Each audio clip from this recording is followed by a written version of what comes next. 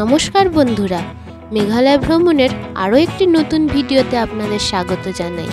আগের ভিডিওতে তো আপনাদের সঙ্গে নিয়ে নকালিখাই ফলস আর আরোয়া কেভ দেখতে গেছিলাম। এবার সেখান থেকে ফিরে এখন আমরা যাচ্ছি ডানথেন ফলসের দিকে। বন্ধুরা, এতক্ষণ তো আমরা যেখানেই গেছি, যে রাস্তা দিয়েই গেছি, চারদিকে সবুজ আর সবুজ পাহাড়, মেঘালয়ের যেটা অন্যতম বৈশিষ্ট্য। কিন্তু এই জায়গাটা এসে মনে হচ্ছে কি আমরা যেন মেঘালয় নেই, কোথায় জানি আছি। কিরকম অদ্ভুত একটা সোনালি পাথুরে পাহাড় চারদিকে দেখতে পাচ্ছেন। আমার তো এই জায়গায় এসে মনে হচ্ছে যে আমরা আমাদের এই চেনা পরিচিত দেশ ছেড়ে হঠাৎ করে যেন অন্য কোনো দেশে ঢুকে পড়েছি। আপনাদেরও কি তাই মনে হচ্ছে এরকমভাবে এই রাস্তা দিয়ে যাওয়ার সময়?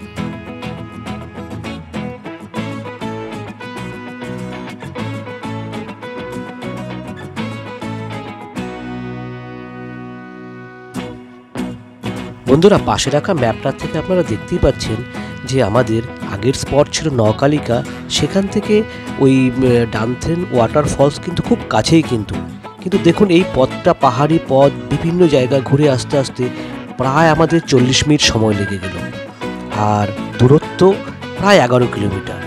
তো যাকে এই দূরত্ব কভার করার ফলে আমরা খুব সুন্দর এখানে বৈচিত্র্যময় ভূমিরূপ কিন্তু দেখতে পেলাম। এটা আমাদের সবচেয়ে বড় পাওনা। আর দেখুন এই ব্রিজটা দিয়ে যাওয়ার সময় আমি গাড়ি থেকে মাথা বের করে ভিডিও করছিলাম, আর জায়গাটা আমার এত ভালো লাগছিল। কারণ ওই যে একটু আগে বললো না যে চারিদিকে তো আমরা এতদিন শুধু সবুজ পাহাড় দেখে এসেছি, কিন্তু এখন যেখানে এসেছি বারবার করে মনে হচ্ছে যেন এক টুকরো লাদাখ, সেই লাদাখেরই মতন ভূমিরূপের মধ্যে আমরা একটা নতুন একটা ওয়াটারফলস, ডানথেন ওয়াটারফলস। অনেকেই যায়, আবার অনেক পর্যটকরা এই এত সুন্দর জায়গাটা অন্তত তারা যান না, হয়তো বা গাড়িওয়ালাই বোধহয় তাদেরকে নিয়ে যান না। কিন্তু আমরা তো বলেছি আগে যে আমরা খুব ভালো করে এই জায়গাগুলো সম্পর্কে পড়াশোনা করে এসেছি, আর আমরা ভেবে এসেছি যে সমস্ত অফবিট জায়গাগুলো আছে সেগুলো আমরা অবশ্যই ভিজিট করব। তো চলুন তাহলে, অনেক গল্প করছি, একবার এই জায়গার সৌন্দর্য এবং ভূমিরূপ এবং চারপাশের পরিবেশটা দেখে নিই। বন্ধুরা, একটা কথা কিন্তু স্বীকার করতেই হবে, আমার মতো আপনাদেরও এই সমস্ত ওয়াটারফলসের পাশে এই যে একটা জল উপর থেকে পড়ার যে এই লাগাতার কুলকুল যে শব্দটা আছে না, এটা আমার অপূর্ব লাগে। এই দেখুন বন্ধুরা, এই প্রথম এই একটা নতুনত্ব যে ওপর থেকে যে পাহাড়ের ঝর্ণাগুলো থেকে জল পড়ে, তার জলের সরবরাহ কোথা থেকে হয়? এই যে দেখছেন পাহাড়ের গা ঘেঁষে পটহোলস দিয়ে প্রচুর পরিমাণে জল বেরোচ্ছে। এই জলগুলো কোথা থেকে আসছে আমি নিজেও জানি না। তোমার কেমন ফিল হচ্ছে এই জায়গাটা? মনে হচ্ছে যে ক্যালিফোর্নিয়া, স্কটল্যান্ড এরকম কোনো একটা জায়গা দাঁড়িয়েছে। মনে হচ্ছে না যে এটা ইন্ডিয়ার কোনো জায়গা। কেন মনে হচ্ছে এখানে যে বিভিন্ন জায়গায় পটহোলস রয়ে গেছে? দেখো, যারা জিওগ্রাফি নিয়ে পড়াশোনা করে আমার মনে হয় তাদের জন্য তো এটা একটা স্বর্গরাজ্য বলতে পারো আর কি। কারণ এত সুন্দর ভূমিরূপ কিন্তু আমরা কিন্তু অন্য কোথাও গেলে পরে দেখতে পাবো না। কিন্তু মানে ভূমিরূপের মধ্যে এত বৈচিত্র্য রয়েছে। আমরা আসার সময় দেখলাম কত রকম পাহাড়গুলো। মানে সত্যি এটা আমি আবারও একটা কথা বলছি যে মানে জিওগ্রাফি স্টুডেন্টদের জন্য এই জায়গাটা একটা স্বর্গরাজ্য।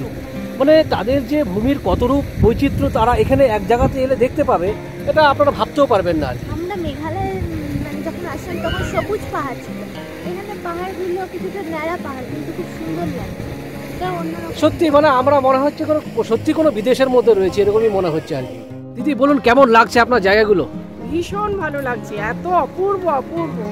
আচ্ছা, আপনি কোথা থেকে এসেছেন? আমি এসেছি হাওড়া শিবপুর বোটানিক্যাল। আচ্ছা, তাহলে ধন্যবাদ। এই জন্য, কারণ আমরা অন্তত একই জায়গা থেকে আমরা এসেছি হাওড়া, ওই চ্যাটার্জি পাড়া যে জায়গাগুলো আছে কদমতলা, ওখান থেকে এসেছি আর কি। হাওড়ার লোকেদের সাথে পরিচয় হয়ে গেলো সেই মেঘালয় এসে, এটা একটা বড় পাওনা আর কি।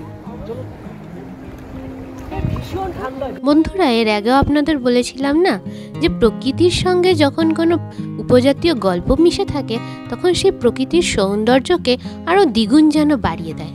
এই যে ডানথেনের থেন মানে হচ্ছে বিরাট এক অজগর সাপ। এই অজগরের উপদ্রব থেকে বাঁচতে এখানের মানুষজন তাকে মেরে এখানে তার মাংসটা টুকরো টুকরো করে ফেলেছিল। আর আপনারা যদি খুব মন দিয়ে এই রিভার বেডটা ভালো করে দেখেন না, তাহলে আপনাদেরও মনে হবে ঠিক যেন স্লাইস করা মাংসের টুকরো অজগরের। তো সেখান থেকে এখানের নামকরণটা এইভাবে এসছে। চলুন, গল্প তো অনেক হলো, এবার চারপাশটা আরো ভালোভাবে নিখুঁত করে ঘুরে দেখি। চলে এসো হয়ে যাবে।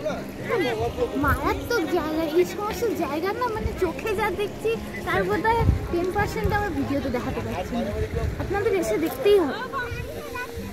তাহলে বন্ধুরা, এই জায়গার সৌন্দর্য সম্পর্কে আমি আমার ভাষা দিয়ে কিছু বলতে চাই না, আপনারা এই সৌন্দর্যের রূপটাকে খুব ভালোভাবে উপভোগ করুন।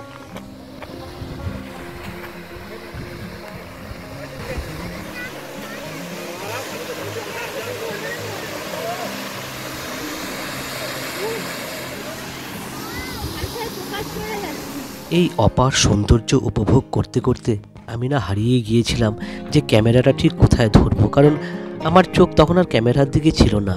নিজেই দেখতে এতটাই ব্যাকুল হয়ে পড়েছিলাম। এই দেখুন না, কখনো ডান দিকে বা দিকে ঠিকঠাক মতো ক্যামেরা যে আপনাদের দেখাবো সেটাই পারছিলাম না। আসলে এই জায়গার সৌন্দর্যটা এমনই যে আপনি নিজেকে রেসিস্ট করতে পারবেন না। এই দেখুন, আমরা দেখতে দেখতে আমরা সেই ওয়াটারফলসের থেকে অনেকটা দূরে চলে এসেছি। মানে আমাদের ইচ্ছে ছিল যে আরও দূর থেকে এই জায়গাটাকে ঠিক কেমন লাগে। আর এই যে দেখছেন না, এই পাশের পাহাড়ের এই যে যাচ্ছে ক্যামেরাটা, ওই অংশটা কিন্তু বাংলাদেশ। কিন্তু এই দেখুন আর একটা ভূমিরূপের বৈচিত্র্য। আমি বুঝতে পারছি না এই বিশাল বিশাল পাথরগুলোর মধ্যে কি করে এরকম সরু নালার মতো হয়ে গেল। সত্যি এক টুকরো লাদাখ। বন্ধুরা, কোন জায়গা মনে হচ্ছে আপনারা বলুন তো নিজেরা একবার। আমি তো মাঝে মাঝে ফিল করছি যে এক টুকরো লাদাখ। তাহলে এটা লাদাখ বা আমেরিকার যে বিভিন্ন ভূমিরূপের বৈচিত্র্য রয়ে গেছে, যেটা আমরা ভূগোল বইতে পড়ি, সেগুলোই আমরা কিন্তু এখানে দেখতে পাচ্ছি। কিন্তু এক অপূর্ব দৃশ্য। তারপর বন্ধুরা বলুন, আপনারা তো অনেকেই মেঘালয়ে গিয়েছেন, এই জায়গাটায় আপনারা কারা কারা এসেছেন আমাকে কিন্তু অবশ্যই কমেন্টে জানাবেন। আর আপনাদের অভিজ্ঞতা সেটাও অবশ্যই শেয়ার করবেন, কারণ আমি জানতে চাই আমার মতন আপনাদেরকেও কি সেই রকম ফিলিংস হয়েছিল এই অপূর্ব এই শোভা দেখার পর।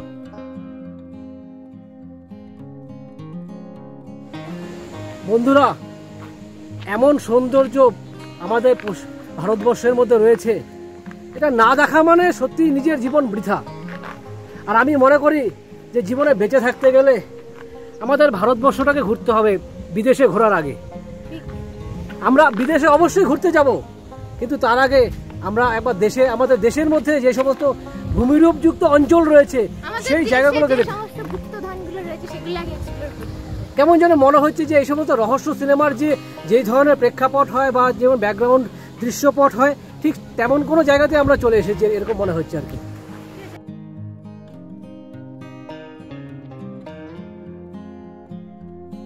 জীবনের সার্থকতাটা কোন জায়গাটা থাকতে পারে? সার্থকতাটা কিন্তু এই জায়গাটাতেই হয় যখন আপনি একটা ভারতবর্ষের মধ্যে নতুন একটা জায়গা খুঁজে পাবেন, সেই জায়গাগুলোকে ঘুরিয়ে ঘুরিয়ে দেখাবেন, সেক্ষেত্রে আপনার সার্থকতা। এছাড়া কিন্তু অন্য কোনো কিছু নয়। জীবনে আর কি থাকবে? কটা দিন আমরা বাঁচবো, যে কটা দিন বাঁচবো সেই দিনগুলো যদি আমরা ভালো করে দেখাতেই না পারি, তাহলে আমরা কি করলাম বলুন? শুধু আমাদের সাথে আর 5টা জীবের কোনো পার্থক্য থাকলো? তাহলে আমাদের উচিত আমরা যাই রোজগার করি, যতটুকু রোজগার করি না কেন, একটা পয়সা অবশ্যই আমরা রেখে দেবো শুধুমাত্র ভারতবর্ষের এই বিভিন্ন রূপ দেখার জন্য। ঠিক আছে বন্ধুরা, আজকের ভিডিওটা এখানেই রাখছি। দেখা হচ্ছে আরও একটি নতুন পর্বে। বন্ধুরা, এখানে আসার পরের থেকে আমরা তো প্রচুর ঝর্ণা দেখছি, প্রচুর জলপ্রপাতের এই যে এত বিপুল পরিমাণ জলরাশি সেখান থেকে পড়ছে, সেই এত পরিমাণ জলের উৎস কোথায়? এটা আমাদের একটা প্রশ্ন আসে। সেই জলগুলো আপনারা দেখছেন, সেই বেরিয়ে আসছে পাহাড়ের এই পটহোলস দিয়ে। এগুলো কিন্তু আসলে সেই ওই যে ক্যাপিলারি অ্যাকশন বলে, যারা জিওগ্রাফি নিয়ে পড়াশোনা করে ওরা বলতে পারবে, সেই ক্যাপিলারি অ্যাকশনের মাধ্যমে সেই জলগুলো পাহাড় থেকে উঠে আসে, সেগুলোই কিন্তু জলপ্রপাত আকারে পাহাড়ের নিচে ঢাল বেয়ে পড়ছে। এই যে দেখুন।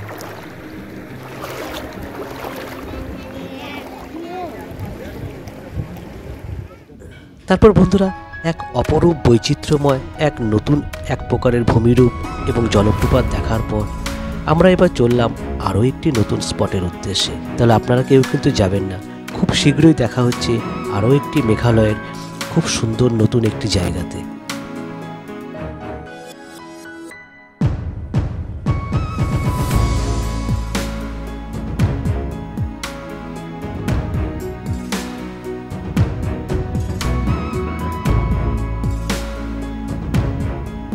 তাহলে আপনারা ভালো থাকবেন, সুস্থ থাকবেন আর আমাদের সাথে থাকবেন। আর আমাদের ভিডিওগুলো যদি আপনাদের ভালো লাগে অবশ্যই আপনাদের বন্ধুবান্ধবদের সাথে শেয়ার করে দেবেন। আর ভিডিওটাকে কিন্তু লাইক করতে ভুলবেন না। ধন্যবাদ।